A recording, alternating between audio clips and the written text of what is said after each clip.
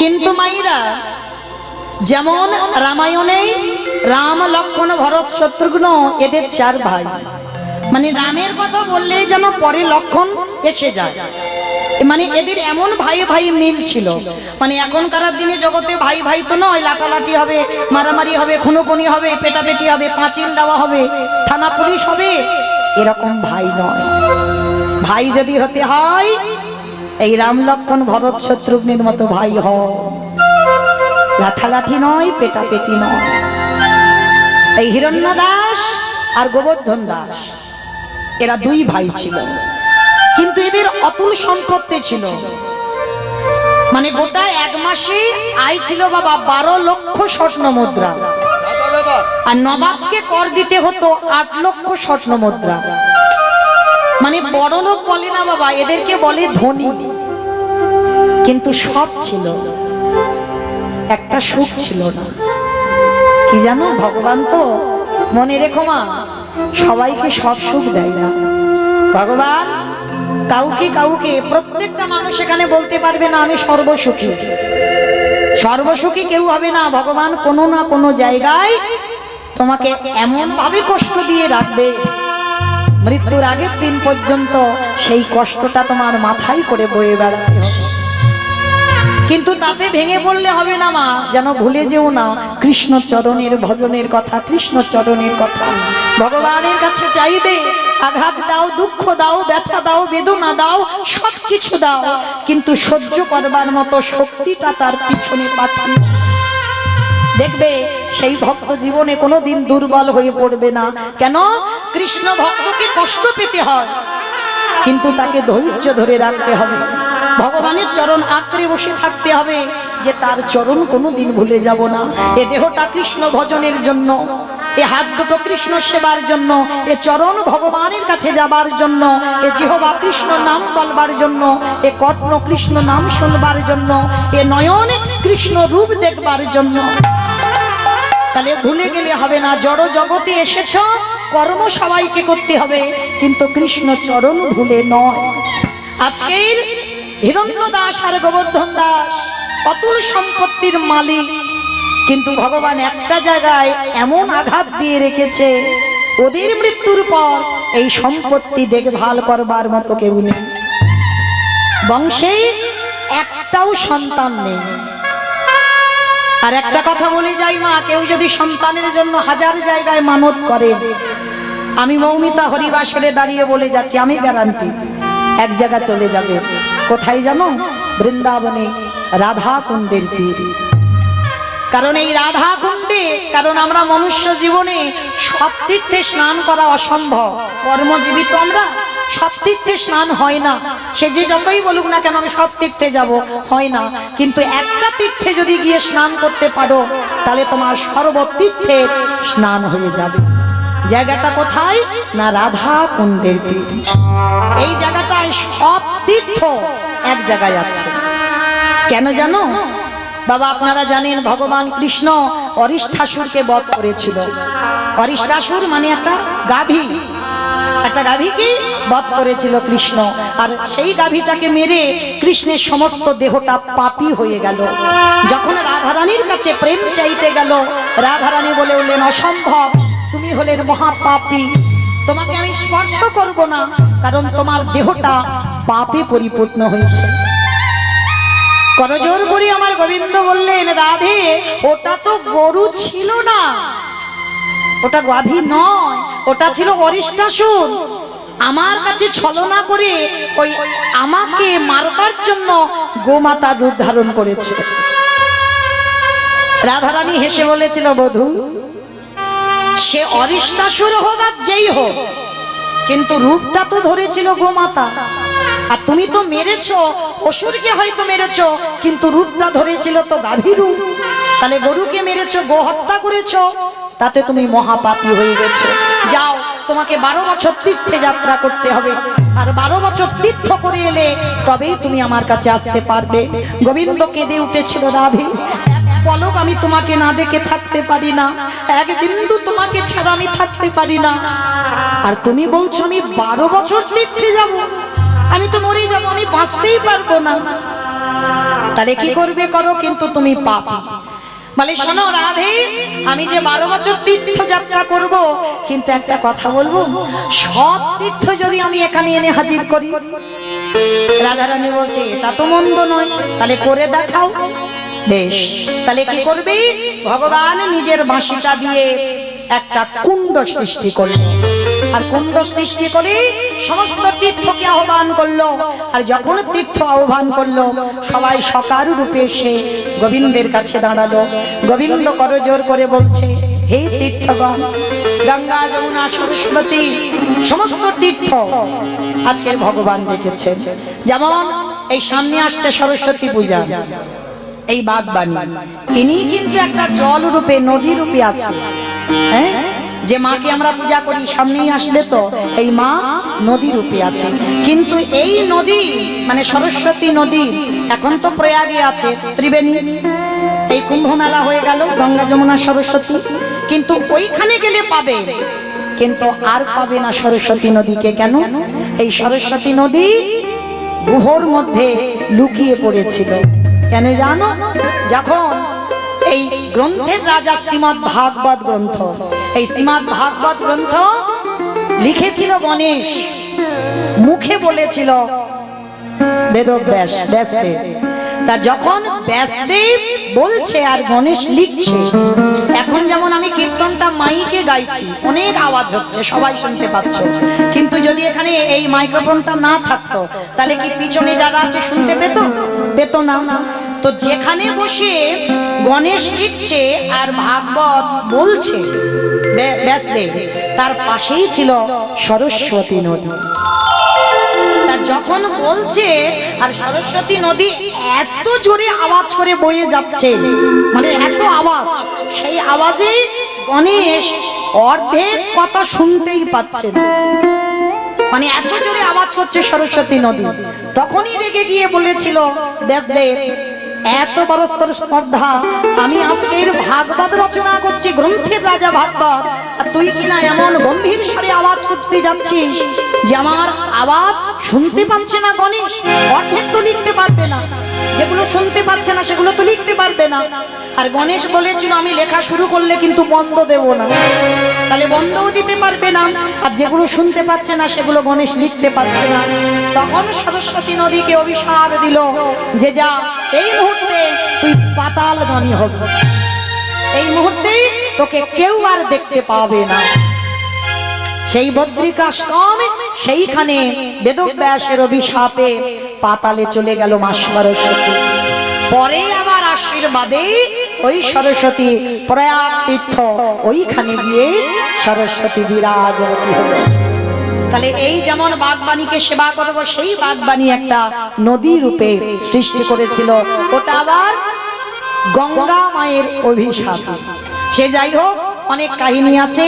এই সরস্বতী আবার গোলকে আমার ভগবান নারায়ণের স্ত্রী হয়েও ছিল, অনেক ঘটনা। যাই হোক, একটু ছোট করে বললাম।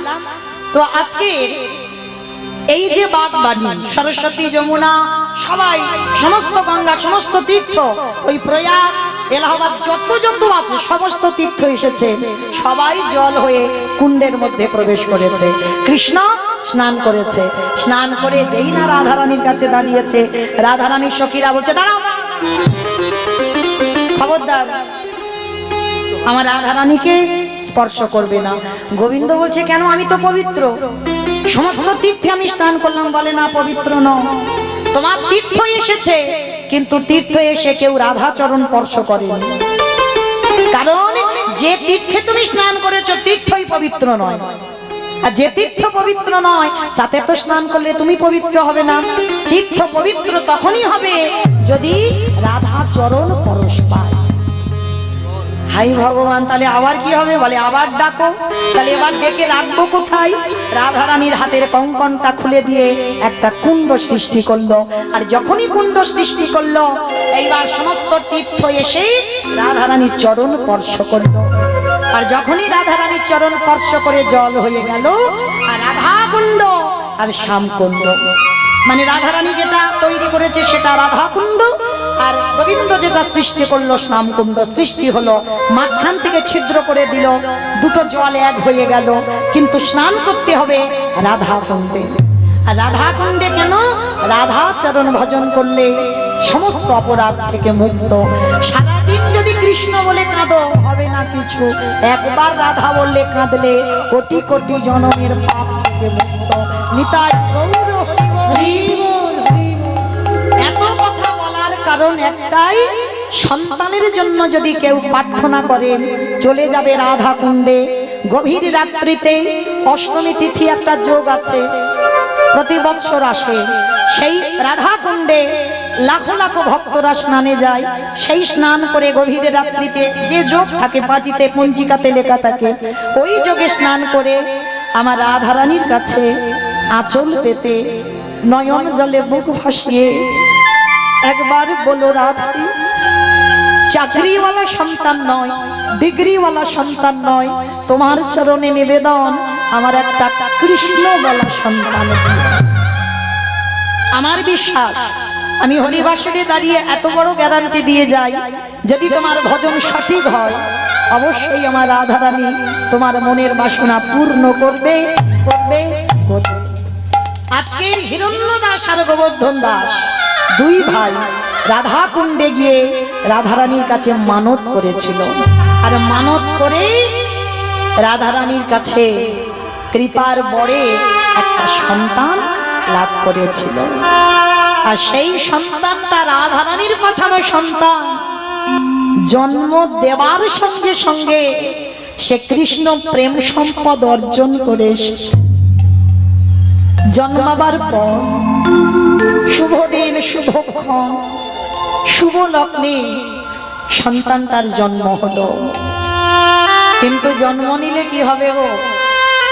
ছোটবেলায় থেকে বৈরাগ্য ভাব। মনে রেখো মা, সংসারে থেকে বৈরাগী হওয়া যায়। এই লীলাটা না সবটাই জীব শিক্ষা। রঘুনাথ দাস গোস্বামী জীবনী শুনলেই সে ভজনের পথে এগিয়ে যাবেই যাবে, কোনো ভুল নেই, তাকে আগাতে হবে। এই রঘুনাথ দাসের জীবন এমন, জন্ম থেকে বৈরাগ্য ভাব। বৈরাগ্য কাকে বলে? সবকিছু ত্যাগ করে দিয়ে বাবা সন্ন্যাসী হয়ে চলে যাওয়া কি বৈরাগ্য বলে? বিষয়েষু অনাসক্ত, মানে বিষয়ের প্রতি কোনো আসক্তি থাকবে না। বিষয় মানে কি বাবা? টাকা পয়সা জায়গা জমি সম্পত্তি এইগুলোকে বোঝাচ্ছে না। তাহলে কোন বিষয়কে বোঝালো? তোমার এই যে দশেন্দ্রিয়, ইন্দ্রিয় যেদিন তোমার বাবা অঙ্গ স্পর্শ থেকে দূরে চলে যাবে, পরশ মানে তোমাকে নারী পরশ করলো কি পুরুষ পরশ করলো সেটা তুমি অনুভব করতে পারবে না। যেদিন তোমার এই অনুভবটা চলে যাবে সেদিন তুমি জেনে যাবে তোমার দেহের বৈরাগ্য হয়েছে। এই জিহ্বা রবিবার এলেই যে মাংস ঝোল ভাত খেতে হবে এইটা থাকবে না। কোন রকমে বাঁচবার জন্য একটু আলু সিদ্ধ অন্ন হলেই চলে যাবে। যেদিন জিহ্বার কোনো লালসা থাকবে না, যে এটা খাবো ওটা খাবো সেটা খাবো, এটা যেদিন থাকবে না সেদিন তুমি বুঝতে পারবে তোমার জিহ্বার বৈরাগ্য হয়ে গেছে। যেদিন তোমার নয়ন কৃষ্ণ চরণ ছাড়া, সাধুগুরু বৈষ্ণবদের চরণ ছাড়া, ভক্ত সঙ্গ ছাড়া যেদিন তোমার নয়ন আর কিছু খুঁজবে না সেদিন জানবে তোমার নয়নের বৈরাগ্য হয়ে গেল। এই কর্ণ যত অসৎ কথা বলুক না কেন তোমার কানে আসবে না। কোথায় ভগবানের নাম কীর্তন হচ্ছে, কোথায় ভগবানের গুণানুগুণ কীর্তন হচ্ছে, কোথায় ভাগবত হচ্ছে, যেদিন তোমার কর্ণে বাজবে সেদিন জানবে তোমার কানের বৈরাগ্য হয়ে গেল। যেদিন এই জিহ্বা, যেদিন এই বদন কোনো আন ভাষা বলবে না, কারণ আমরা কলির মানুষ, সারা জীবন কত আবল তাবল বাচাল বলিতে পারো, তাহারই ভিতরে কি একবারও কৃষ্ণ বলিতে পারো। আমার রঘুনাথ এমন কৃষ্ণ নামে পাগল হয়েছে না, যদি রাস্তায় কোনো ভক্ত মানুষ যাচ্ছে সাধুগুরু বৈষ্ণব ছোট রঘুনাথ ছুটে ছুটে তার পিছনে চলে যায়। জমিদারের ছেলে তো, আবার দাঁড়ি প্রহরী প্রজারা ছুটতে ছুটতে গিয়ে রঘুনাথকে ধরে আনে। যেখানে ওই ভক্ত সঙ্গ হয়, রঘুনাথ বাড়ি থেকে ছুটে চলে যায়। বাবা মা সিদ্ধান্ত নিল একে গুরু আশ্রমে পাঠাতে হবে, একে বাড়ি রাখা চলবে না। একে বাড়ি রাখলে কোথায় সাধু সঙ্গ পেয়ে কখন যে বাড়ি থেকে চলে যায় বুঝতে পারি না, বলে চল। তা রঘুনাথকে নিয়ে হিরণ্যদাস আর গোবর্ধন দাস গেছে গুরু ঘরে। বলদেব আচার্য গুরুদেব বলদেব আচার্যের কাছে গেছে। গুরুদেব গুরুদেব আজকে থেকে আমাদের রঘুনাথ আপনার আশ্রমে থাকবে। অসম্ভব। গুরুদেব রেগে গেছে, অসম্ভব। এইটুকু 5 বছরের রঘুনাথ, একে তোমরা যে দিয়ে যাচ্ছ, আর বড় লোকদের ছেলেরা একটু খামখেয়ালি হয়। আমা ভুল বললাম? বড় লোকের ছেলেরা একটু খামখেয়ালি হয়, মানে যখন যেটা বলবে ওদের যে পূরণ করতে হবে। তা বলদেব আচার্য বলছে, শোনো, এইটুকু বাচ্চাকে আমি আমার আশ্রমে রাখতে পারবো না, কারণ কখন বলতে কখন সবকিছু ফেলে রেখে কোথায় চলে যাবে, আমি কোথায় খুঁজতে যাব। বাবা জ্যাঠা বলছে, গুরুদেব আপনি জানেন না এই রঘুনাথ কেমন ছেলে। ও ছোটবেলা থেকে ওর চরিত্রটা অন্যজনের মতো নয়। আমরা তো বাবা জ্যাঠা আমরা দেখছি ছোটবেলা থেকে ওর ভাব, ওর চলাফেরা সবটাই আলাদা। গুরুদেব আপনি যদি আশ্রয় না দেন ও কোথায় যাবে? কারণ আমরা বাড়িতে ধরে রাখতে পারছি না, কোথাও কোথায় কোথায় চলে যায়, দেখতে পাই না, খুঁজে পাই না, আবার খুঁজে খুঁজে আনা হয়। ওই জন্য ওকে গুরু পাঠে পাঠিয়েছি। বলদেব আচার্য বলছে, ঠিক আছে হিরণ্যদাস, তোমাদের 2 ভাইকে বলছি ও আছে থাক, কিন্তু যেদিন অন্যায় করবে আমি সেদিন এখান থেকে কিন্তু তাড়িয়ে দেব। তা বাবা জ্যাঠা বলছে, গুরুদেব আমাদের রঘুনাথ কোনোদিন ভুল করতেই পারে না, আপনি জানেন না, ওকে দেখেন ও কেমন ছেলে। বাবা জ্যাঠা রেখে গেল গুরু আশ্রমে। আর গুরুদেবের এখনকার দিনে যেমন কত বইপত্র আছে, তখনকার দিনে গুরু পাঠে ভাগবত পাঠ হতো। ভাগবত নিয়ে গুরুদেবরা আলোচনা করত, শিষ্যরা বসে শুনত। তো আজকের ভাগবত পাঠে বসেছে গুরুদেব, সমস্ত বালকরা বসে আছে, আর রঘুনাথ সবার সামনে বসেছে। মায়েরা ভালো করে শুনবেন, আমরাও তো সন্তানের মা, তৈরি করতে হবে সন্তান। আমরা বলি না সন্তান দিতে হবে বংশের প্রদীপ, হ্যাঁ গো, বংশে যে প্রদীপ দেবে সেই প্রদীপটা দেওয়ার মতো তো ছেলে তৈরি করতে হবে, না হলে তো তোমার অবর্তমানে সে তো জুয়া খেলতে যাবে, তাস খেলতে যাবে, সন্ধ্যা প্রদীপ জ্বালবে না, ঠিক মতো তীর সন্ধ্যা আহ্নিকও করবে না, সকাল হলে ভগবানকে সেবাও দেবে না। তাহলে সন্তান তৈরি করতে হবে। এইবার রঘুনাথ কি করেছে দেখো।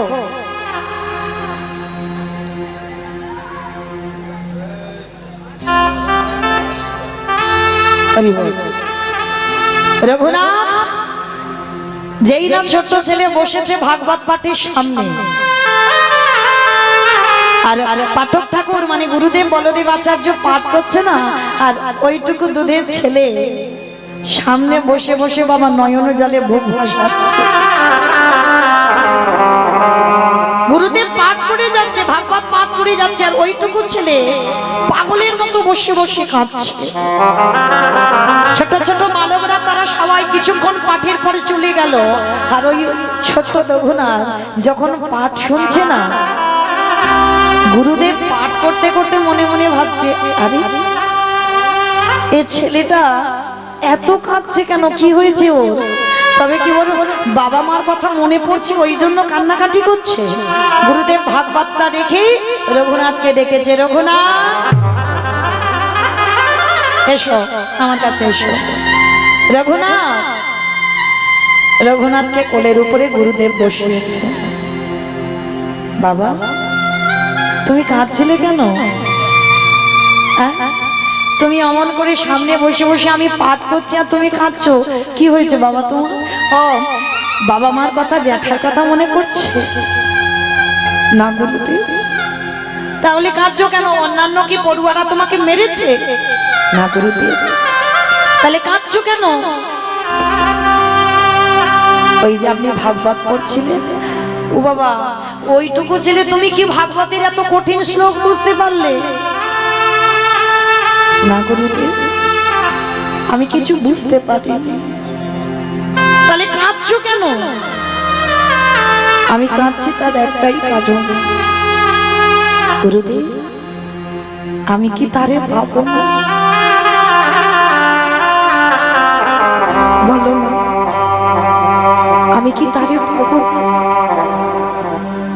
কার কথা বলছিস বাবা? কাকে পাওয়ার কথা বলছিস? গুরুদেব আমি কি কোনোদিন কৃষ্ণ চরণ পাবো না? গুরুদেব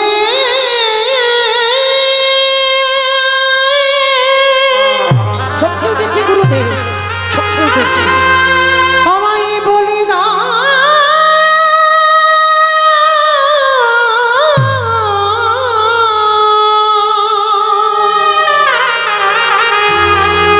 আমি কোথা গেলে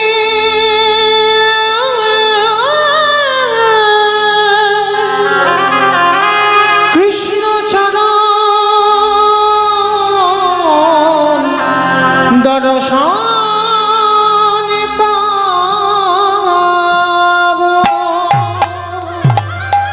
গুরুদেব বলে দেন আমি কি পাবো না কৃষ্ণ চরণ? ওইটুকু ছেলের কান্না দেখে গুরুদেব রঘুনাথকে বুকে জড়িয়ে ধরেছে।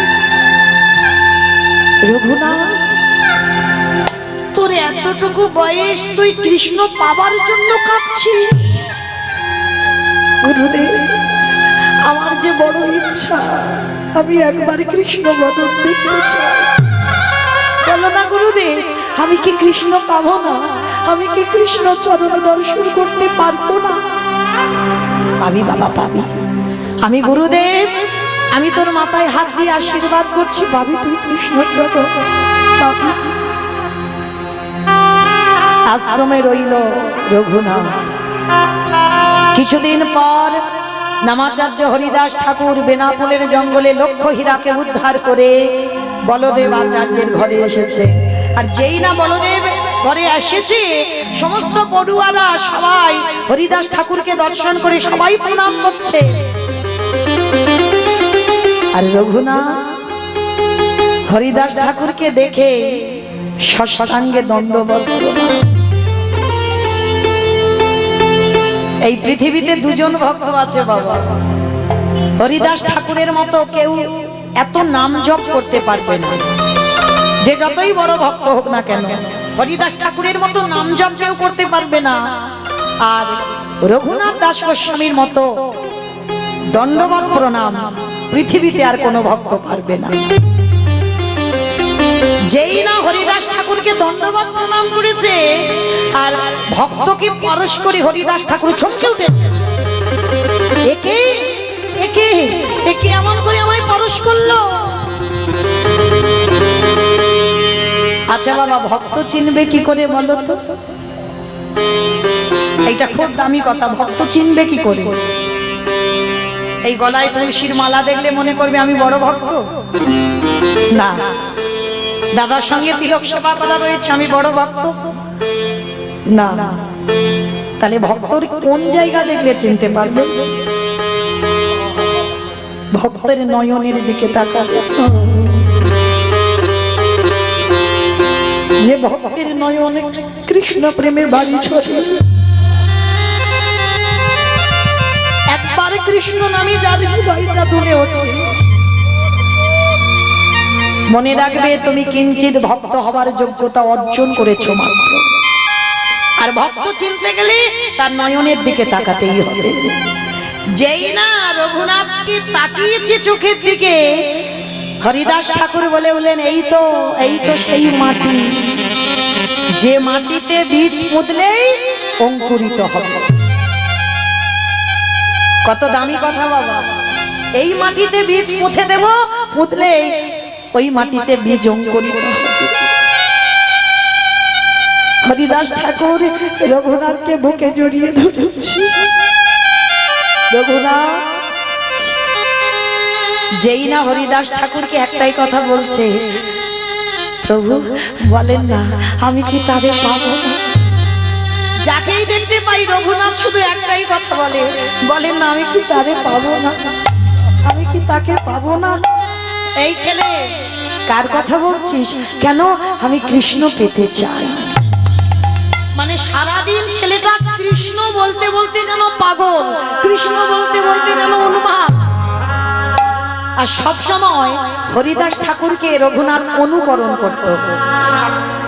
হরিদাস ঠাকুর 24 ঘন্টায় একবার আহার করত। যারা ভক্তি জীবনে নেমেছো বাবা, অধিক আহার নিষিদ্ধ, অধিক নিদ্রাও নিষিদ্ধ। তা বলে এই নয় রাতের পর রাত জেগে থাকো, দিনের পর দিন না খেয়ে থাকো, এটা নিয়ম নয়। বলছি অল্প আহার করতে হবে আর অল্প নিদ্রা রাখতে হবে। তো আজকের রঘুনাথ ছোটবেলা থেকে হরিদাস ঠাকুরকে অনুকরণ করত। জমিদারের ছেলে হয়ে যে পালঙ্কে ঘুমাবার মানুষ, সে ঘুমাতো এই খড় বিছিয়ে খড়ের উপরে। যে জমিদারের ছেলের পাবালিশ না হলে ঘুম হবে না, ওই খড়ের বিছানায় ঘুমায়। আর একটা বহির্বাস একটা অন্তর্বাস, আর কিছু নয়। রঘুনাথ পাঠশালা থেকে বাড়িতে গেলেন, আর পাঠশালা থেকে গিয়ে না ওই গুরুজনদের মহান মহান ভক্তদের আশীর্বাদে তার কৃষ্ণ প্রেম ভক্তিটা দ্বিগুণ বেড়ে গেছে। বাড়িতে গিয়ে সর্বদা উদাসের মতো বসে থাকে, শুধু মনে মনে একটা কথা, আমি কি তারে পাবো না, আমি কি তারে পাবো না, আমি কোথায় গেলে কৃষ্ণ পাবো? বাবা জ্যাঠা রেগে গিয়ে বলছে ছেলেকে বন্দি করে রেখে দাও, এ পাগলের মতো শুধু কৃষ্ণ কৃষ্ণ বলে কাঁদছে, আর সাধুগুরু বৈষ্ণব দেখলে তার পিছনে পিছনে ছুটে যাচ্ছে, ওকে ঘরে বন্দি করো। বাবা জ্যাঠা রঘুনাথকে ঘরে বন্দি করে দিল, হাতে পায়ে শিকল দিয়ে বেঁধে রেখেছে, ছেলে যাতে আর বৈষ্ণব সঙ্গ করতে না পারে, কৃষ্ণ বলে চলে না যায়। কি গো মা, পারবে বেঁধে রাখতে? এই কৃষ্ণ নামের রোগ যদি একবার তোমার ধরে যায়,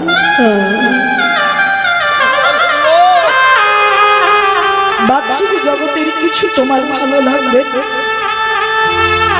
রঘুনাথের যেই না হাতে পায়ে শিকল দেওয়া, ছোট্ট ছেলে বলছে বাবা তুমি ঠিক করেছো, ঠিক করেছো, তুমি এই জামার দড়ি দিয়ে বন্দি করে রাখলে না, জানো বাবা নিরজন জায়গা না হলে কৃষ্ণ ভজন হয়।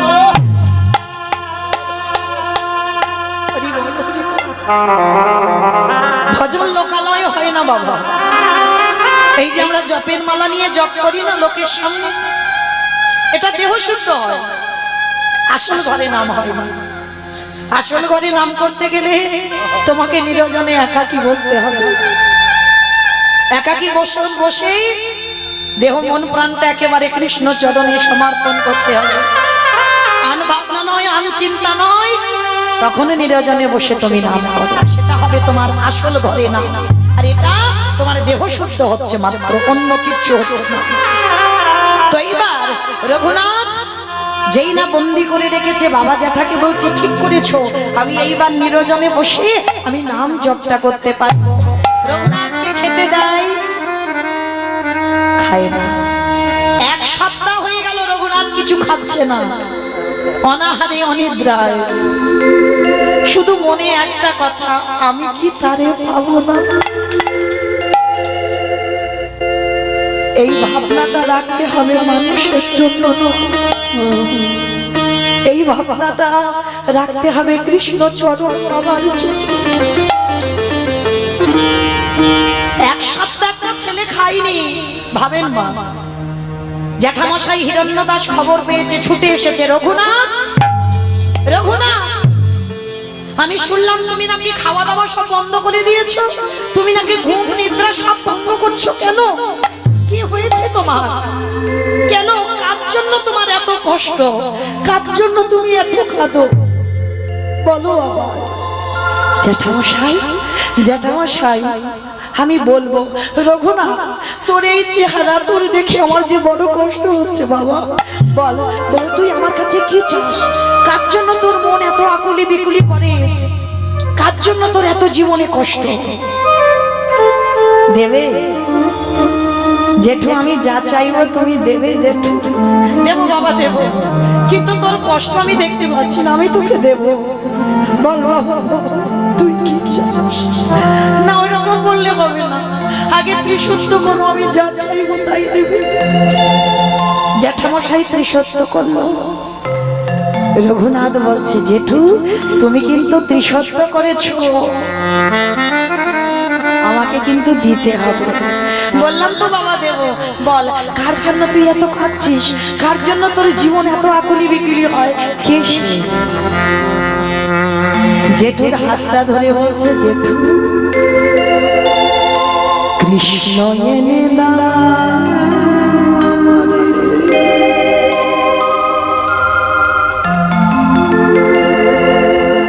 কৃষ্ণ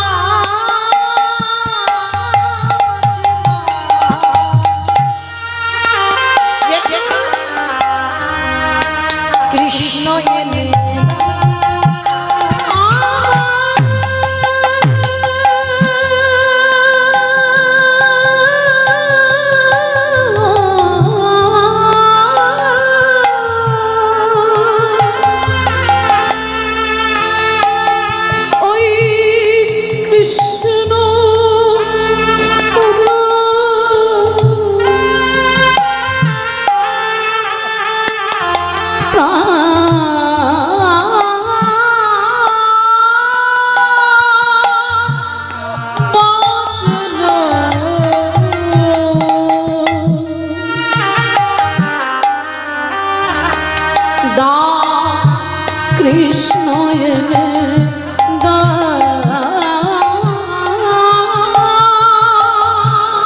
কেউ বোঝে না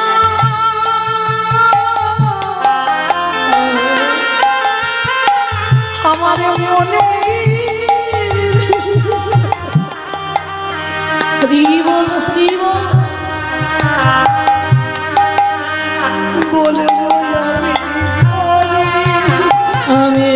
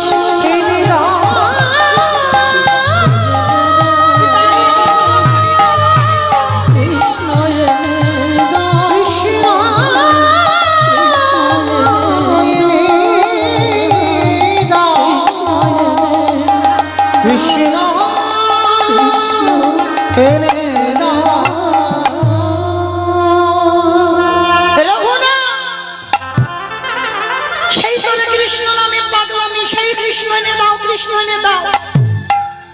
গুরুদেব বলদেব আচার্য সংবাদ পেয়েছে শিষ্য এক সপ্তাহ কিছু খাইনি, ঘুমায়নি। বলদেব আচার্য ছুটে এসেছে, রঘুনাথ শুনলাম তুমি নাকি খাওয়া দাওয়া সব বন্ধ করেছো। হ্যাঁ, কেন তুমি খাওয়া দাওয়া বন্ধ করে দিয়েছো?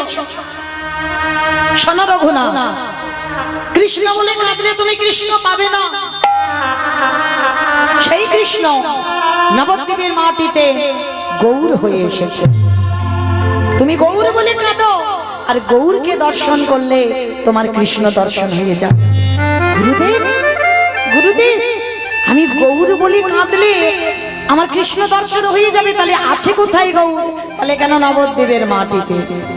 জ্যাঠামশাই আর বাবা দুজনে রঘুনাথকে নিয়ে গেল, আর ঠিক ভোরের বেলা নবদ্বীপের মাটিতে নবদ্বীপের মানুষরা তারা সবাই হরিনামে মেতে আছে। আর সেই হরিনামে এমন পাগল, আর সেই দিনে রঘুনাথ আর হিরণ্য দাস আর গোবর্ধন দাস গিয়ে দাঁড়িয়েছে। ভজ গৌরাঙ্গ কহ গৌরাঙ্গ। সবাই বলতে হবে একটু, সবাই দিকে হাত দুটো তুলতো, সবাই একসঙ্গে। ভজ গৌরাঙ্গ কহ গৌরাঙ্গ, লহ গৌরাঙ্গী নামে। ভজ গৌরাঙ্গ কহ গৌরাঙ্গ, লহ গৌরাঙ্গীর নামে। আহাজে জানা গৌরাঙ্গ হজে, সে হাই আমার প্রাণ রে। ও যে জানা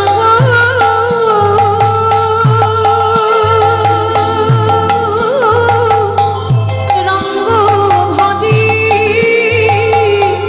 সে হয় আমার প্রাণ রে। ভজ গৌরাঙ্গ কহ গৌরাঙ্গ, লহ গৌরাঙ্গের নাম রে। দিন গেলে হাগরঙ্গ, ওগো যে কাকিয়াত বাড়িলি। দিন গেলে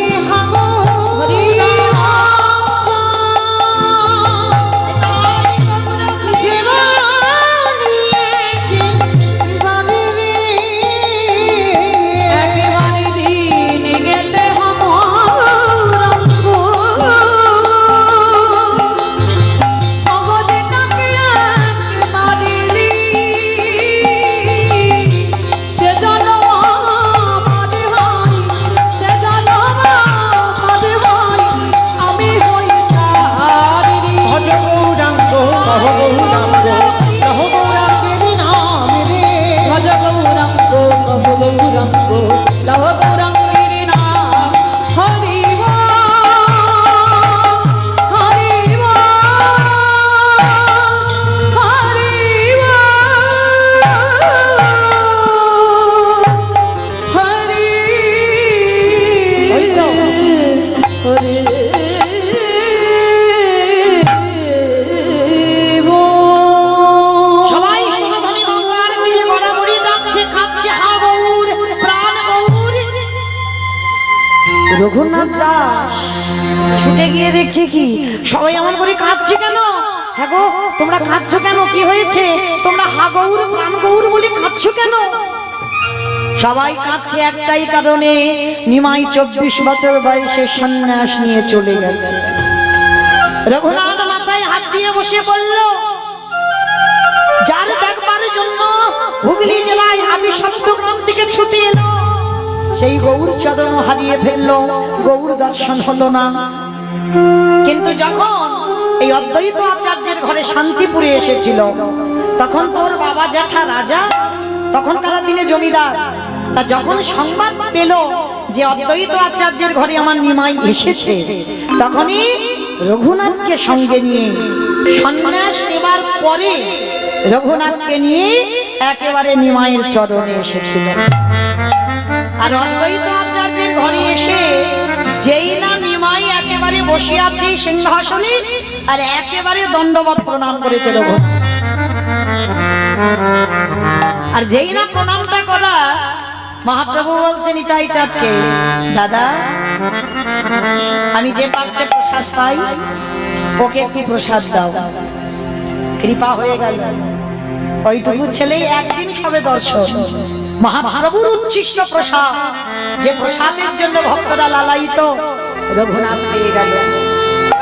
যেই না রঘুনাথ পেয়ে গেল প্রসাদ, কিছুদিন আমার গৌর চরণ সেবা করলো রঘুনাথ। এবার মহাপ্রভু তো ফিরবে, বেশিক্ষণ তো এক জায়গা থাকতে পারবো না, তিনি সন্ন্যাস, তা ফিরে যাবে। রঘুনাথকে বলছে, রঘুনাথ যাও বাবা, এবার বাড়িতে ফিরে যাও। না গৌর, আমি ওই ঘরে আর ফিরবো না, আমি তো তোমার চরণে থাকবার জন্য এসেছি, অসম্ভব। রঘুনাথ, তোমার এখনো সেই বৈরাগ্য হয়নি। ঠিক রঘুনাথ, চেষ্টা করো যেন মর্কট বৈরাগ্য হয়ে না যায়। মর্কট বৈরাগ্য বলছে কেন? মর্কট কাকে বলে? বানর। বানরেরা ভোগী, কিন্তু হনুমান ভোগী নয়, ত্যাগী।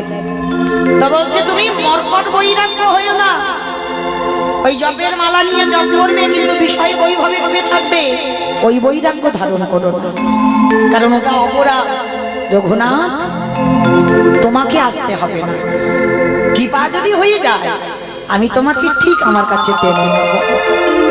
কে গো মায়েরা, অনেকে না গুরু আশ্রয় করবার জন্য ছটফট ছটফট করে, বলে না ছটফট করতে লাগে না, যেদিন কৃপা হয়ে যাবে সেদিন গুরু ঠিক তোমায় চিনে নেবে, কিন্তু কর্ম তোমায় ঠিক করে যেতে হবে।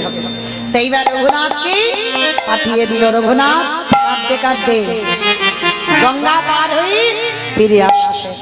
গঙ্গায় উঠেছে, আজকে নৌকায় উঠে পার হচ্ছে। নিতাই পদ কমল কোটি চন্দ্র সুশীতল, যে ছায়া জাগত জুড়ায়, তাই পদ কমল কোটি চন্দ্র সুশীতল, যে ছায়ায় জগৎ জুড়ায়। হেন নিতাই দিনের ভাই, রাধা কৃষ্ণ পাইতে না, গোহালো নিতাই দিনের ভাই, আরে নিতাই রে,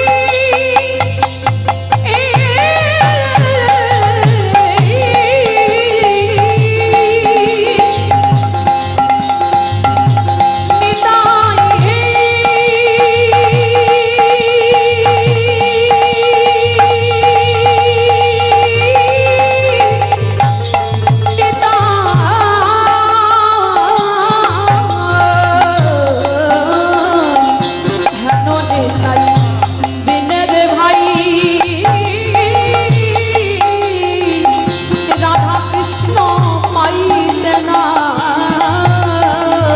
দৃঢ় করি ধরণী তাই পাই,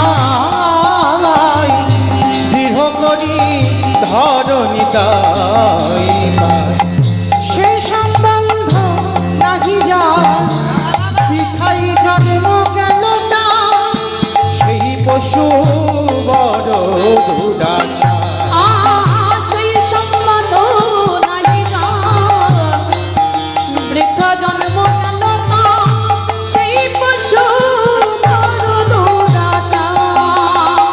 অহংকারে মত্ত হইয়া নিতাই পাহাড় পাশবিয়া, অহংকারে মত্ত হইয়া নিতাই পাদ পশরিয়া।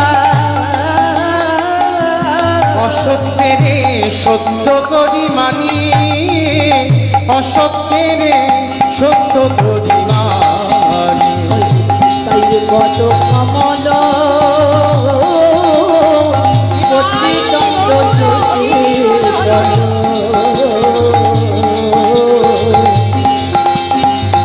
যে ছায়ায় জগৎ জুড়া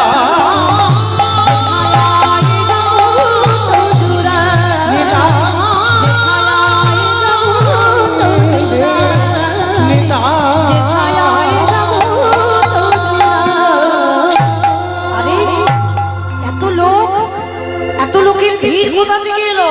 ওই নৌকাতে করে আসছে বাবা। আজকে দাঁড়িয়েছে কোথায়? পানিহাটি। নৌকায় করে ফিরছি আর পানিহাটির মেলা। হাজার হাজার ভক্তরা, অনেক ভক্তরা গেছে না পানিহাটির মেলা, হ্যাঁ, দণ্ড মহোৎসব।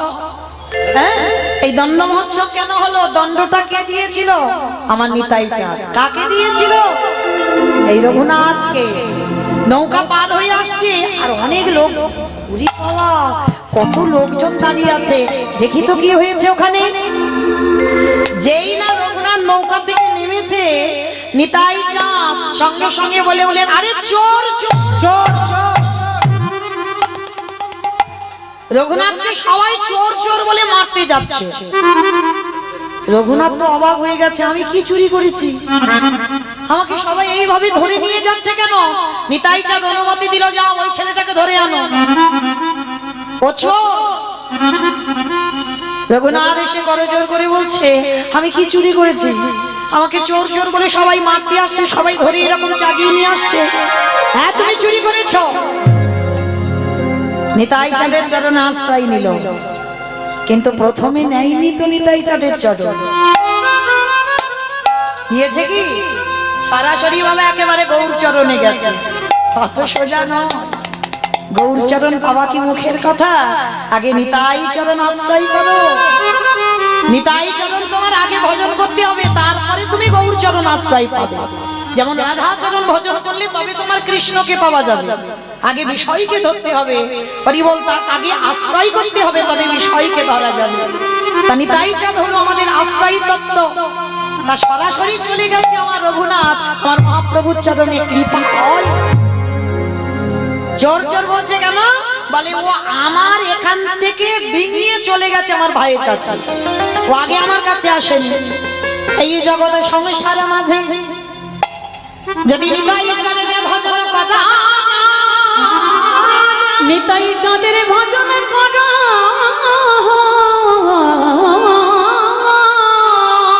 তবে আমার গৌর চাঁদের কৃপা পাওয়া যাবে। আরে গৌর চাঁদের কৃপা যদি পাওয়া যায় তবে ব্রজে যেতে পারবে।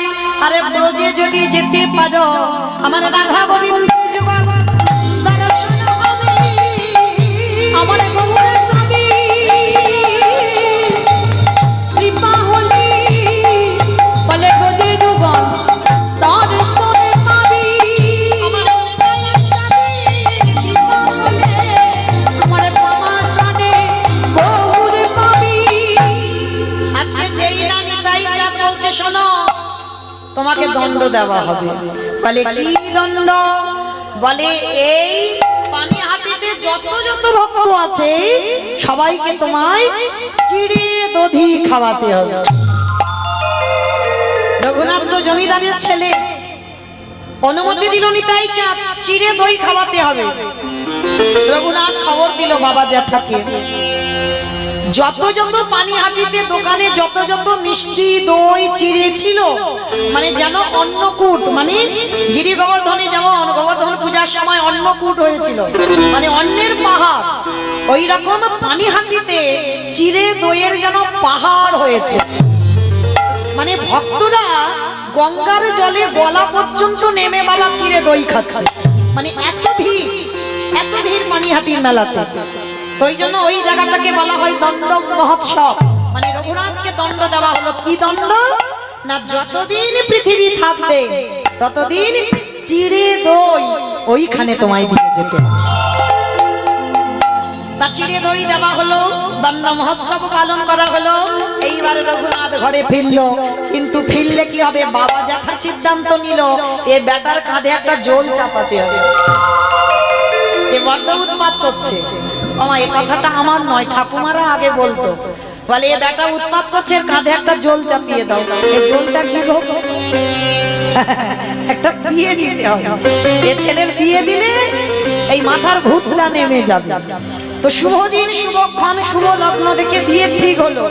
আর মেয়ে তো নয়, সে যেন স্বর্গের অপ্সরা, যার নাম রেখেছিল রত্নাবতী। মানে অঙ্গটা যেন সোনার মতো, রত্নের মতো, নাম রত্নাবতী, তো দেখতেও ঠিক রত্নের মতো। তা শুভ দিন শুভক্ষণে ছেলের ইচ্ছা নয়, ছেলের অমতে বিয়ে। কেন বিয়ে? কৃষ্ণ ভোলাবার জন্য। শুভ দিনে বিয়ে করতে আসছে রঘুনাথ। বরেলো বরেলো কি গো, আর তো বেশিক্ষণ নয়, টিক টিক টিক টিক করে ঘড়ির কাঁটা ঘুরছে। আমিও চলে যাব, আবার কবে আপনাদের সঙ্গে দেখা হবে বলা তো যায় না। আবার 1 বছর পর, আবার 1 বছর পর আমি থাকবো, গ্যারান্টি দিতে পারবো? থাকবো, বেশ, যাই হোক, বলেছে তো হয়তো থাকবো, যাই হোক, কিন্তু গ্যারান্টি নেই। হ্যাঁ, গ্যারান্টি নেই। তো যাই হোক, আবার 1 বছর পরে দেখা হোক বা না হোক, চলো বিয়ে বাড়িতে একটু খাওয়া দাওয়া হবে, একটু উলুধ্বনি দাও। বডেলো বডেলো বলে পড়ে গেল সাদা গো, ও মরেলো মরেলো বলে পড়ে গেল সারা। বাড়িলো বাড়িলো বলে পড়ে গেল সারা গো।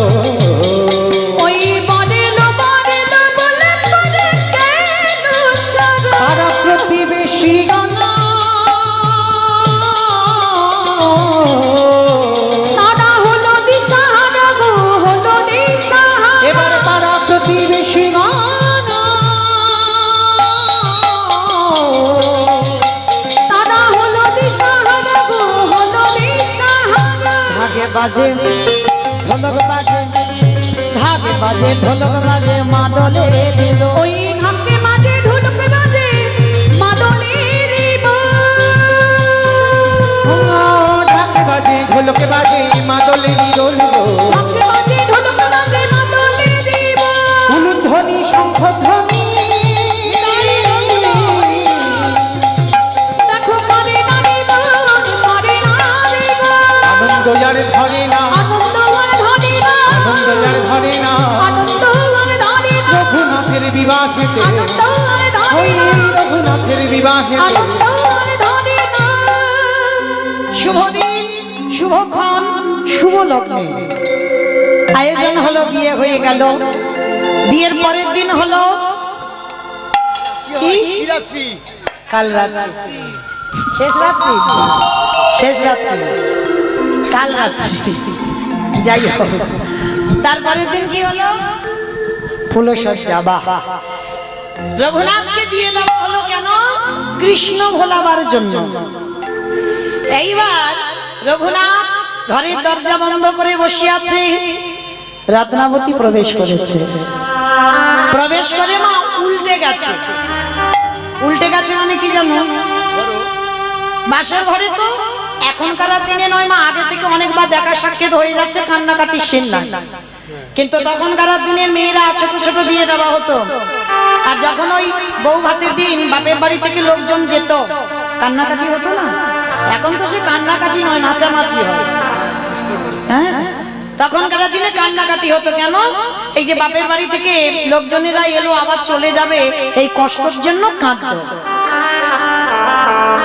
দেখিনি, শুনেছি না। হরিবল।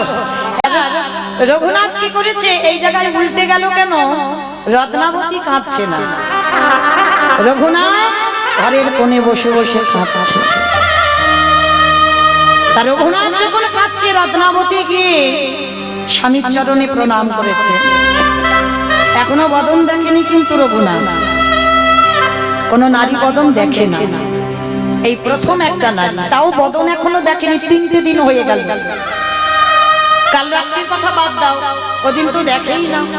বিয়ে করেছে কিন্তু বদন দেখেনি। ফুলসজ্জা রাত্রিতে রঘুনাথ ঘরের দরজা বন্ধ করে কাঁদছে। আচ্ছা বলো তো মা, যদি কোনো পুরুষ ফুলসজ্জা রাত্রিতে কান্নাকাটি করে, সমাজ কি বলবে? এর নিশ্চয়ই অন্য জায়গা প্রেম ভালোবাসা আছে, ওই মেয়ে পছন্দ নয় ওই জন্য কান্নাকাটি করছে। কিন্তু এটা তো সে কাহিনী নয়। যে পুরুষ নারী বদন দেখেনি তার প্রেম ভালোবাসা তো দূরের কথা। তা যেই না বাবা রত্নাবতী করজোর করে বলছে স্বামী, রত্নাবতীর বদনের দিকে না তাকিয়ে মুখটা নিচু করে রঘুনাথ বলছে, তুমি যে আমায় বিয়ে করেছো, জেনে বিয়ে করেছো তো? কিসের জন্য তুমি আমায় বিয়ে করেছো, আর কেন আমার বাবা মা তোমার সঙ্গে বিয়ে দিয়েছে জেনেছো? রত্নাবতীর চরণটা স্পর্শ করে বলছে, আমি জেনেছি, তোমাকে কৃষ্ণ ভোলাবার জন্য। পারবে কৃষ্ণ ভোলাতে? রত্নাবতী বলছে, স্বামী আমি তো কৃষ্ণ ভোলাবার জন্য আসি, তোমার মতো স্বামীর চরণ পেয়েছি, এ যে আমার এক জন্মের সাধনা নয়, কোটি কোটি জন্ম সাধনা করে তবে তোমার মতো স্বামীর চরণ পেলাম। আর তোমাকে আমি ভোলাবো কেন? তোমাকে ভোলাবার জন্য আমি তো আসিনি। বেশ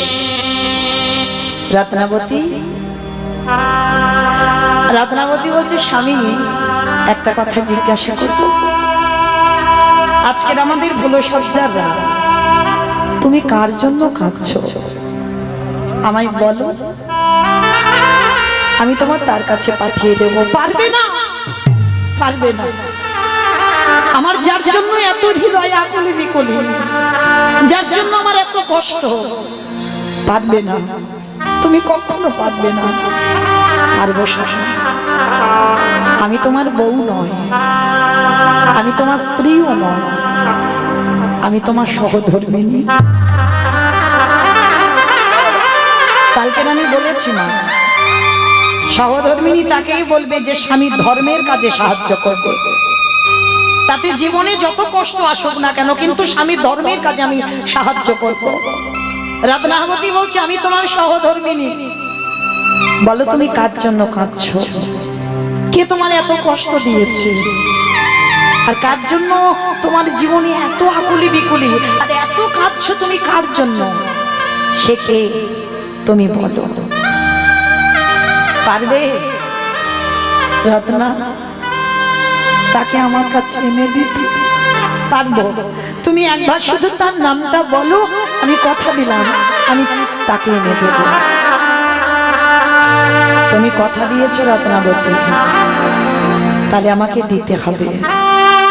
তাহলে দাও, এই রাতের অন্ধকারে, আজকের রাত্রিবেলা তুমি চিরজন্মের মতো আমায় বিদায় দাও। আমি চিরজন্মের মতো তোমার কাছ থেকে বিদায় নিয়ে আমি কৃষ্ণ ভজন করতে চাই, আমি কৃষ্ণ চরণ পেতে চাই। তুমি চিরজন্মের মতো আমাকে বিদায় দাও। কি বলছো? তুমি কৃষ্ণ পাওয়ার জন্য কাঁদছো? বেশ। রত্নাবতী বলে ওঠে, কথা দিলাম স্বামী, আজ রাত্রিবেলা তুমি পিছনের দরজা দিয়ে চলে যাবে। তোমার বাবা জ্যাঠা যদি জিজ্ঞাসা করে আমি সামলে নেব, কিন্তু আমি চাই তুমি কৃষ্ণ চরণ পাও। রত্না, তুমি ভেবে বলছো তো? এ জীবনে কোনোদিন তুমি কিন্তু আর আমায় দেখা পাবে না। স্বামী, নাইবা পেলাম তোমার কাছে, যে কটা দিন আমি বাঁচব তোমার ওই স্মৃতিটুকু নিয়ে আমি মৃত্যুর আগের দিন পর্যন্ত থাকতে পারবো। তুমি চলে যাও, আমি চাই না আমার জন্য তোমার কৃষ্ণ ভজন নষ্ট হয়ে যায়। আমি চলে যাই,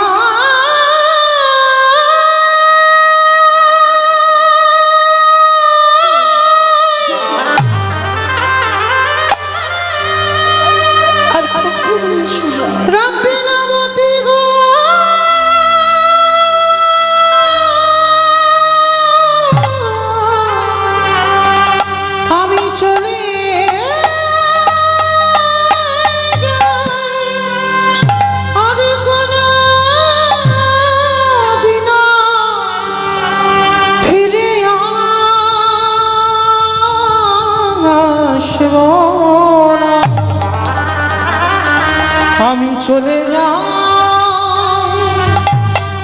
রাতে না গো আমি সুখের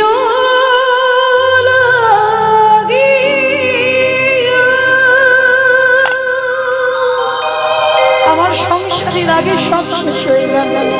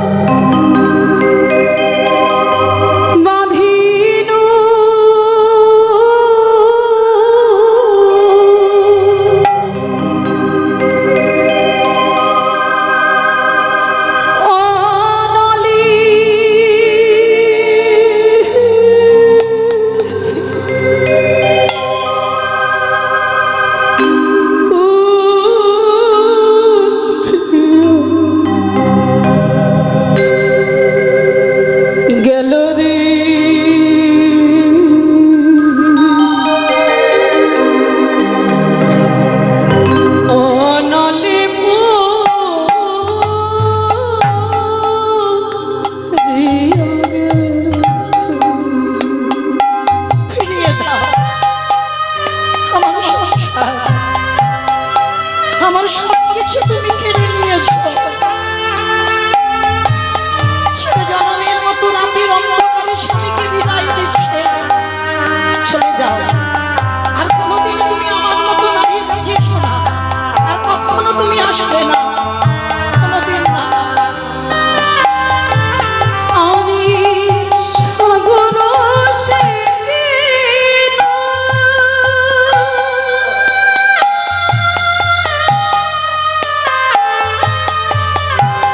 ওই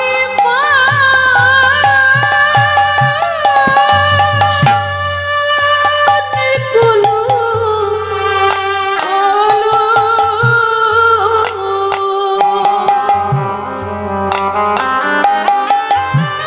আমি সাগর সেদিন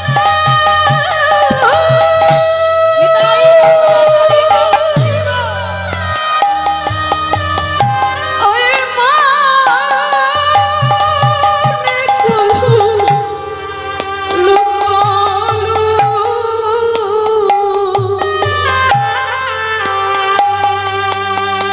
এই অভাগিনী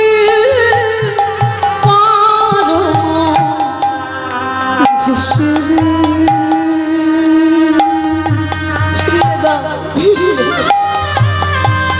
এই অভাগিনীর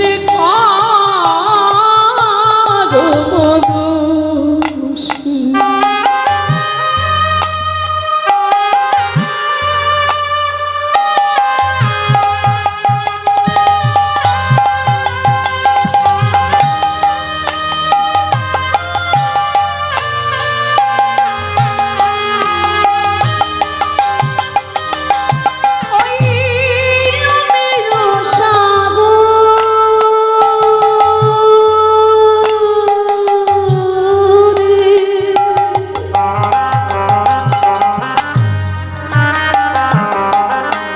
স্নান করিতে সকলি বারল ভেল রে সকলি বারল ভেল আমি সুখের লাগিয়া ও বিধিরে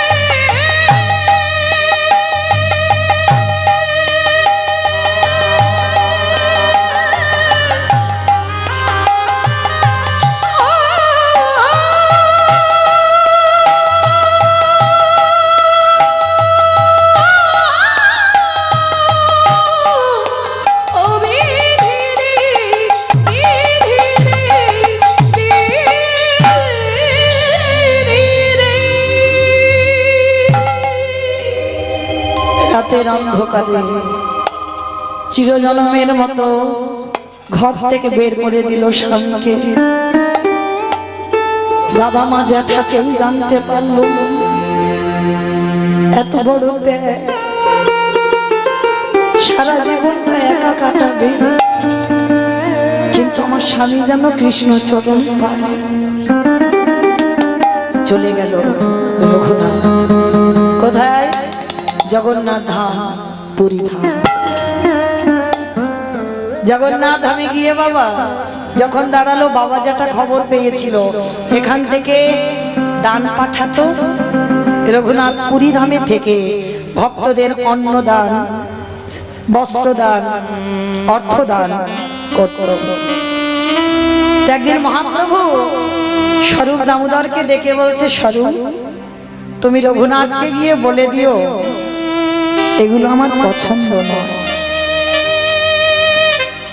দান যারা দেবেন, অনেক অনেক ভক্তরা আছে দেখবেন স্টেজের উপরে উঠে যারা গরিব দুঃখী মানুষ তাদেরকে নাম ধরে ডেকে ডেকে কম্বল দান করে, বস্ত্র দান করে, অর্থ দান করে।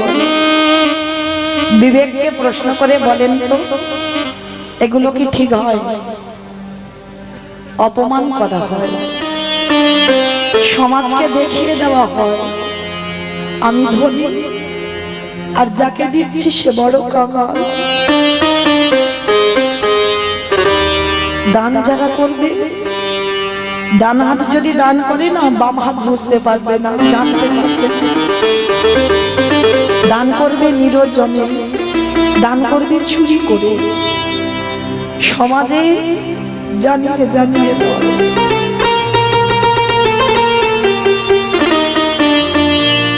আজকে রঘুনাথকে বলল, রঘুনাথ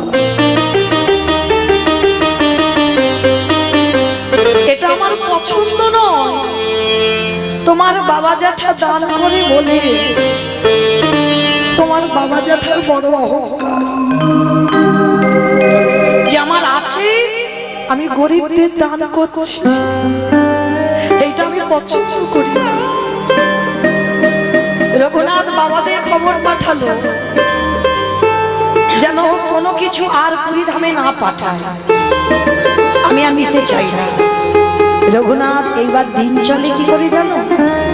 ওই জগন্নাথ ধামে গিয়ে যত যত ভক্তরা আছে সবার কাছে দাঁড়িয়ে দাঁড়িয়ে ভিক্ষা করে খাওয়া। এই জায়গাটা মা আর 5 মিনিট পরে বিদায় নেব। রঘুনাথের জীবনের শেষটা দেখে দাঁড়িয়ে দাঁড়িয়ে ভিক্ষা করে, আর সেই ভিক্ষা করে করে প্রসাদ পায়।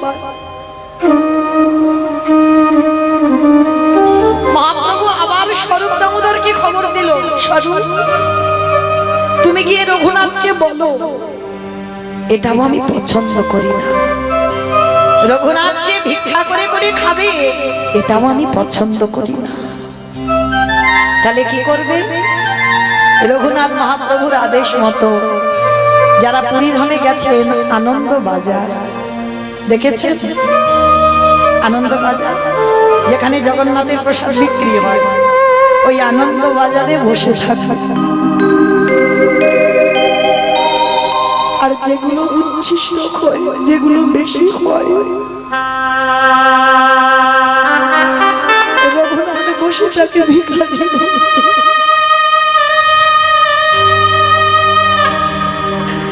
রঘুনাথকে ওই বেশি বেশি প্রসাদগুলো দেয়,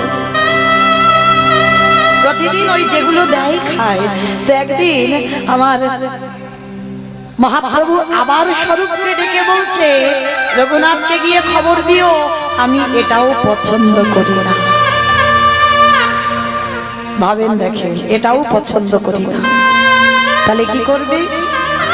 এইবার রঘুনাথ ওই জগন্নাথের যে সিংহ দুয়ার, ওই দুয়ারে বসে আছে। কিন্তু বাবা কৃষ্ণ ভজন করবার জন্য এই প্রাণটা তো বাঁচিয়ে রাখতে হবে, কিছু তো খেতে হবে। রঘুনাথ কি খাচ্ছে জানো? জগন্নাথের যে রান্নাঘর আছে, রান্নাঘরের যে নালাগুলো আছে, ওই নালা দিয়ে জগন্নাথের পচা গলা প্রসাদগুলো ভেসে যায়। রঘুনাথ খিদে জ্বালায় ওই পচা গলা অন্ন তুলে নিয়ে সাতবার ধৌত করে বলছে, প্রভু আমার যে বড় খিদে পেয়েছে, আমি যে আর বাঁচবো না, একটু তো মুখে দিতে হবে।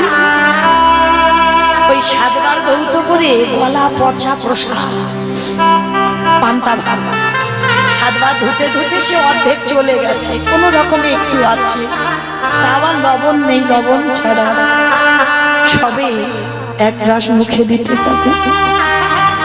মহাপ্রভু পিছন থেকে এসে হাতটা ধরেছে, রঘুনাথ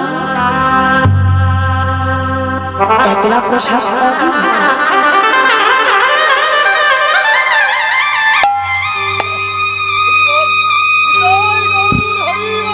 হরি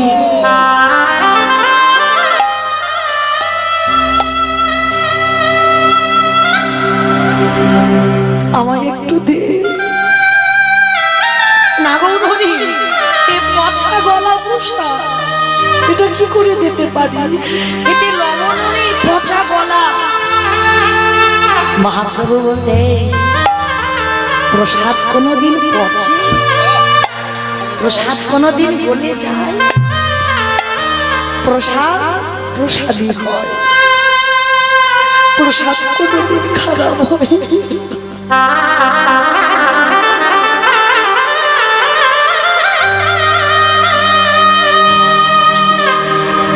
একটু দে না রঘুনাথ।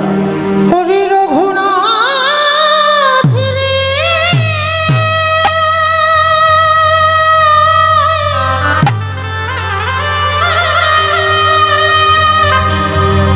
তুই তো জানিস না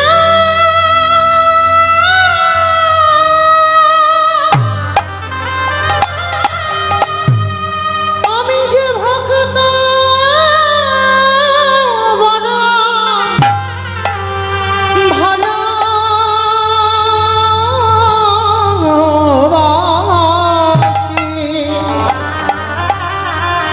তাই তো যুগে যুগে ভক্তির কাছে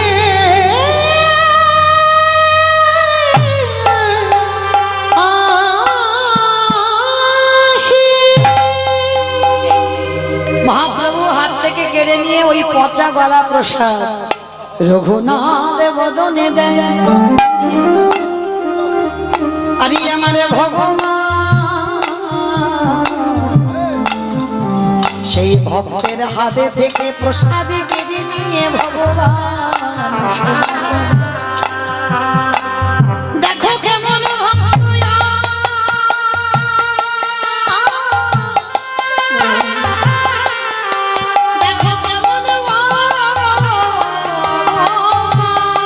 হরি রঘুনাথ রে,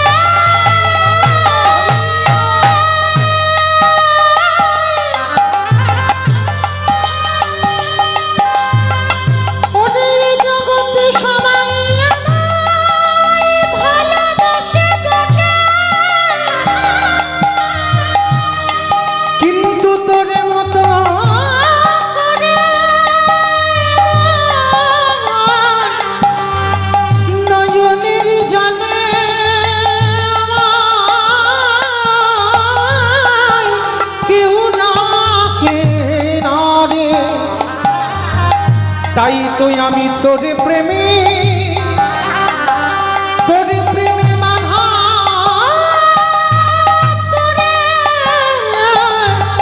গেলাম। আমি ভক্ত বড়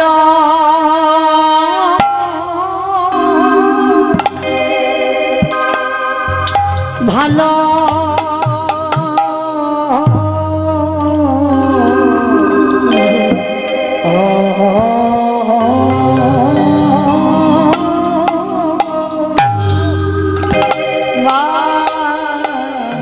বাসি।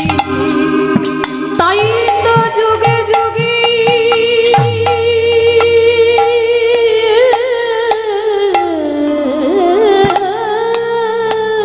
রাধে ভক্তির দাঁড়ি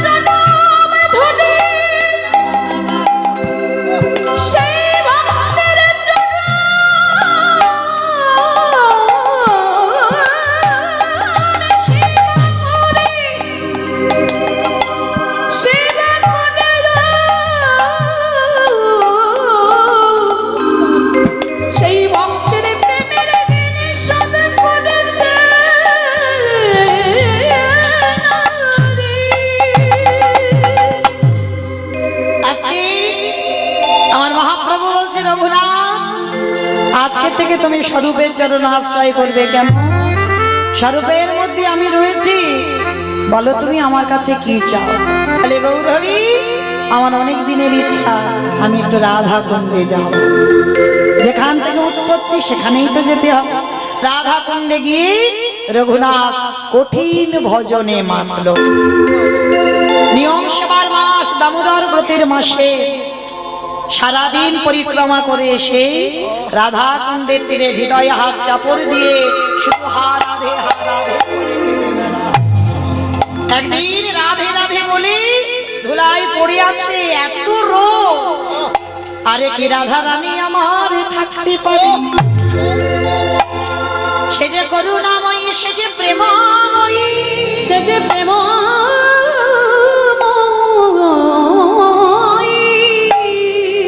ভক্ত যদি একেবার শ্রী রাধে রাধে বলে, আমার রাধা রানী কি আর থাকতে পারে? এক ব্রজময়ের রূপ ধারণ করে রঘুনাথ পড়ে আছে নদীর পরে।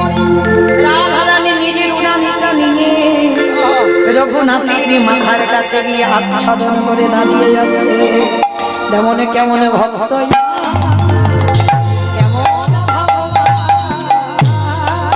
এমনে ভক্ত প্রভু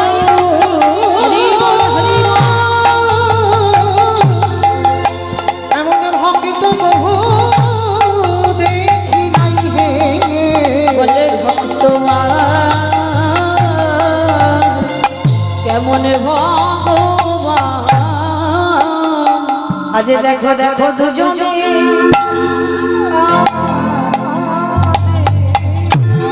দেখো দুজনে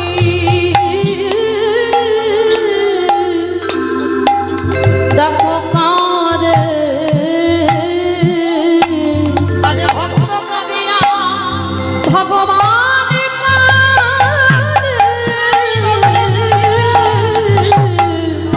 দেখো দুজনে কাঁদে। কাঁদিবে না বলে কাঁদবে না কেন?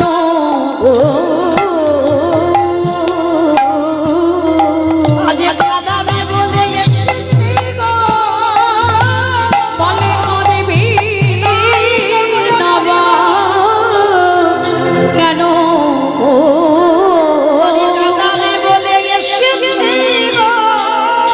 বলে কাঁদবি না বা কেন? আজ রাধা রানী আমার আচ্ছাদন করে দাঁড়াইয়াছে। ওই রঘুনাথ যেই না ওই রোগ চলে গেছে তো গাটা ঠান্ডা মতো উঠে দেখে না আমি ব্রজমা দাঁড়িয়ে আছি। রঘুনাথ কেঁদে বললেন, মা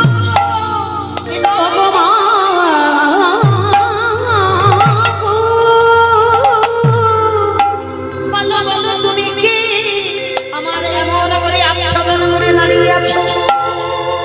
আমার প্রেমময়ী রাধা রানী মনে মনে বললেন, রঘুনাথ তোর বাবা জ্যাঠা আমার কাছে কত কেঁদে সেধে তোকে নিয়ে গেল তোর জমিদারি দেখভাল করবার জন্য।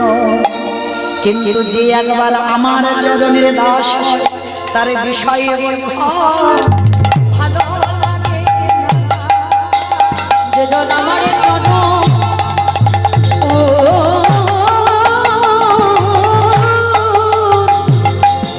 যে জন আমার জন আশ্রয় পড়ে তার বিষয়ে বইব ভালো লাগে না। কে তুমি? রাধা রানী নিজ রূপে দাঁড়িয়েছে। রঘুনাথ নয়ন জলে বগ ভাষায় বলল, রাধে গো তুমি বড় করুণাময়ী, তুমি বড় প্রেমময়ী। আজ তুমি একা কেন? আমার বহুদিনের সাধনা আমি একবারে যুগল রূপে আমি দেখতে চাই গো। আমি আর তো কিছু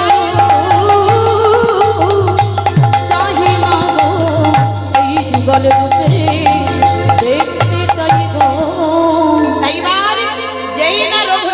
সামনে আমার রাধা গোবিন্দ যুগলে দাঁড়ালেন, ভক্তগণ সবাই মিলে যুগল দর্শন করলেন। মায়েরা ভালো থাকবেন, সুস্থ থাকবেন, সবাই আমার গৌর নিতাইয়ের চরণ ভজন করবেন, আমার রাধা গোবিন্দ চরণ ভজন করবেন। মনে রাখবেন একটা কথা, কৃষ্ণ ভজিবার তরে সংসারী আয়ুনো, মিছে মায়ায় বদ্ধ হয়ে বৃক্ষ সম হইনু।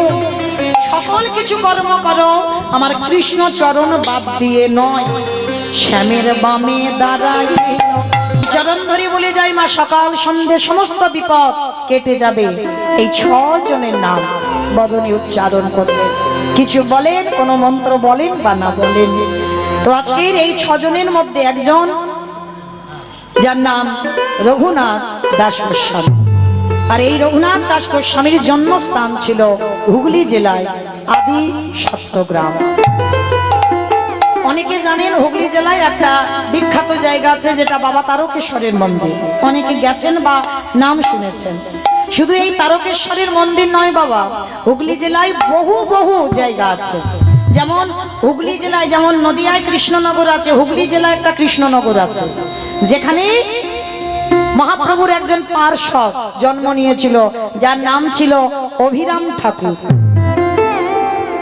এই অভিরাম ঠাকুরটা কে জানো? ভালো করে শুনে নাও মা, অভিরাম ঠাকুর হচ্ছে শ্রীরাম দাদা, ভগবান কৃষ্ণচন্দ্রের একজন সখা ছিল, যার নাম শ্রীরাম সখা।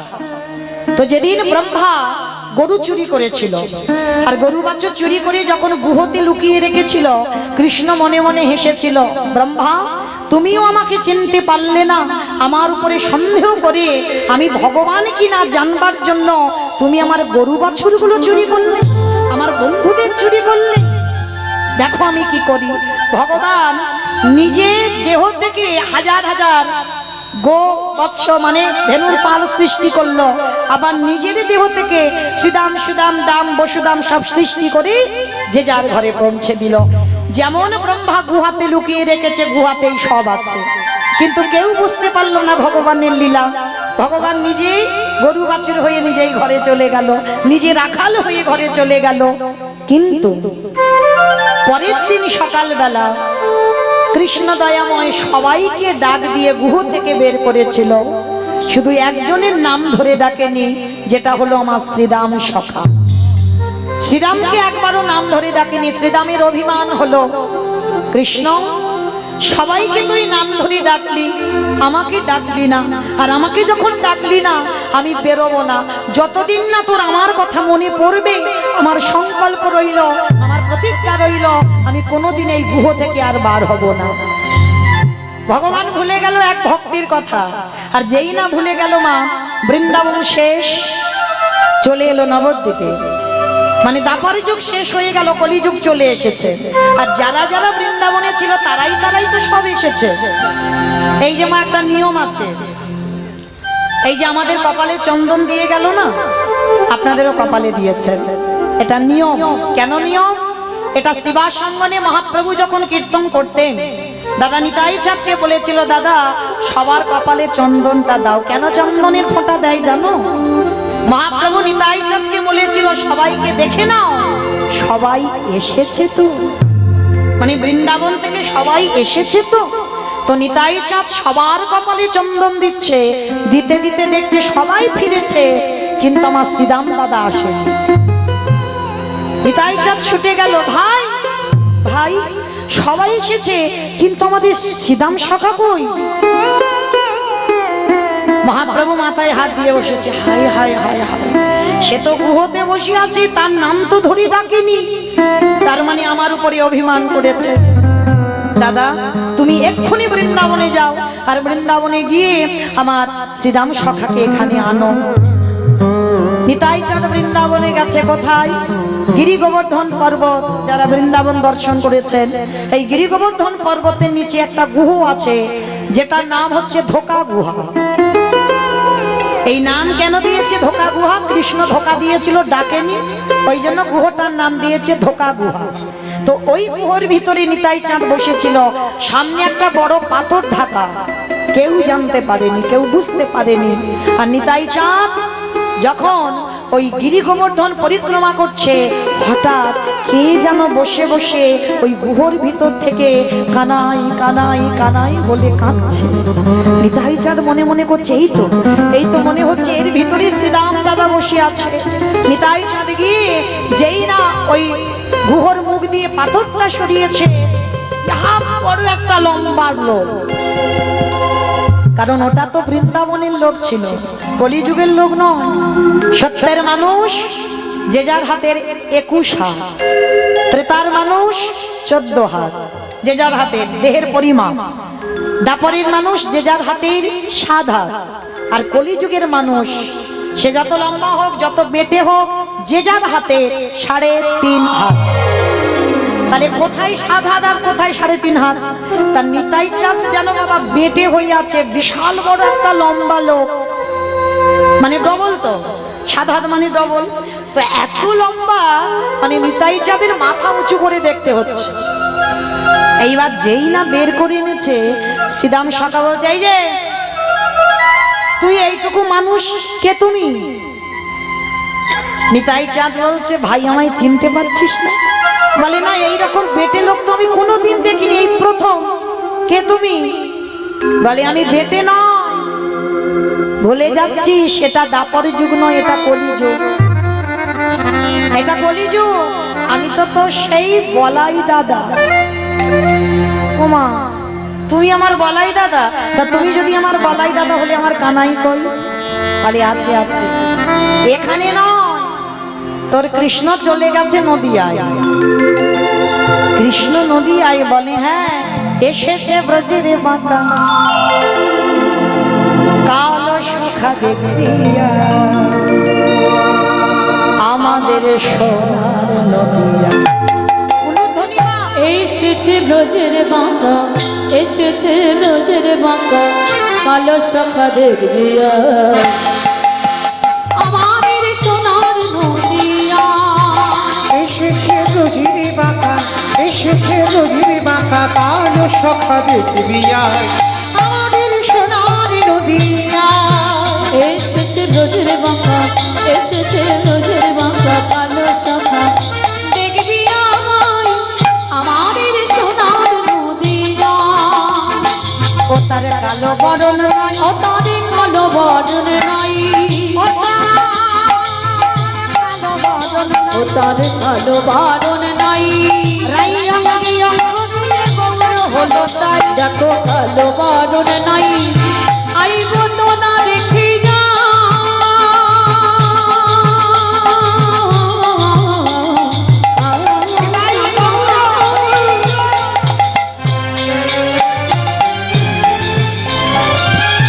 ওই রবিনা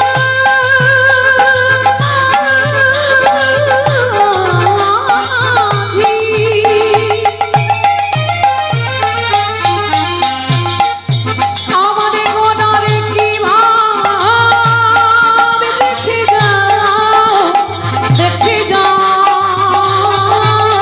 দেখে যাও। কালো বরণে নাই, কালো বরণ নাই, রাই অঙ্গে অঙ্গ দিয়ে গৌরী হলো তাই। রং ফিরেছে, ঢং ফিরেছে, রং ফিরেছে, ঢং ফিরেছে। আমায় না কালার তো বদলে গেছে, বদলে যায়নি, কালো ছিল ফর্সা হয়েছে, আবার বাঁকা হয়ে দাঁড়াতো, সে এখন ব্যাটা সোজা হয়েছে।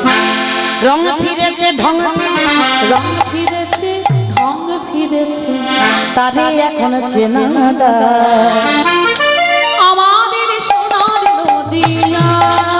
এসেছে রোজির বাঁকা, এসেছে রোজির বাঁকা কালো সখা দেখিয়া আমাদের সোনার নদিয়া। এসেছে রোজির বাঁকা কালো সখা দেখিয়া আমাদের সোনার নদিয়া। আমাদের সোনার নদিয়া। এইবার যেই না বাবা শ্রীরাম সকাল লম্বা, নিতাই চাঁদ বেটে, নিতাই চাঁদকে শ্রীরাম কাঁধে নিয়েছে, আর কাঁধে নিয়ে নিতাই চাঁদ এমন করে চাপ দিয়েছে না, একেবারে 7 হাত থেকে একেবারে 3.5 হাত এমন চেপে ধরেছে। এইবার যেই না এসে দাঁড়িয়েছে, মহাপ্রভু বলছে, দেখো এভাবে তো একটা মানুষ আসতে পারে না, পরিবর্তন হতে হবে, তোমাকে নতুন করে জন্ম নিতে হবে। কোথায়? যে জায়গাটা হুগলি জেলায় খানাকুল কৃষ্ণনগর। আর ওই জায়গাতে যারা যাবেন গিয়ে দেখবেন অভিরাম ঠাকুরের শ্রীপাদ আছে, অভিরাম ঠাকুরের সেবিত বিগ্রহ আজও বর্তমান আছে। তাহলে হুগলি জেলার মাটিটা মা বড় ধন্যাতি ধন্য মাটি। ষোড় গোস্বামীর মধ্যে এক গোস্বামীও জন্ম নিয়েছিল এই হুগলি জেলায় আদি সপ্তগ্রাম। বাবা ছিল গোবর্ধন দাস আর জ্যাঠামশাই ছিল হিরণ্য দাস।